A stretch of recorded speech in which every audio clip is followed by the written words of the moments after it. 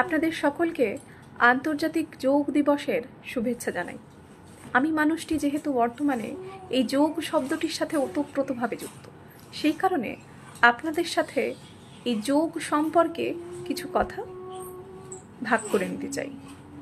যেমন ধরুন, যোগ কি? যোগ হচ্ছে আমাদের মানুষের জীবনের প্রতিকূল অনুকূল, জয় পরাজয়, বিফলতা সফলতা, যে কোনো অবস্থাতেই আত্মস্থ থেকে সম অর্থাৎ সমান থাকাকেই বলা হয় যোগ। আমাদের উপনিষদে 4 প্রকার যোগের উল্লেখ আছে। কি কি? মন্ত্রযোগ, লয়যোগ, হঠযোগ এবং রাজযোগ। মন্ত্রযোগ কি?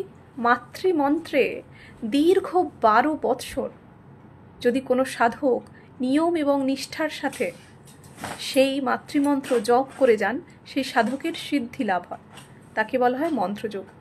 উদাহরণস্বরূপ আমরা বলতেই পারি শ্রী শ্রী রামকৃষ্ণ পরমহংসদেব, শ্রী বামাখ্যাপা এবং শ্রী রামপ্রসাদ। এবং লয়যোগ। লয়যোগ কি? লয়যোগ হচ্ছে আমরা প্রত্যেকটি মানুষ এত শত ব্যস্ততার মাঝেও সকালে এবং রাত্রে ঘুমানোর পূর্বে যদি ঈশ্বরের ধ্যান করি, তাকে বলা হয় লয়যোগ। হঠযোগ কি?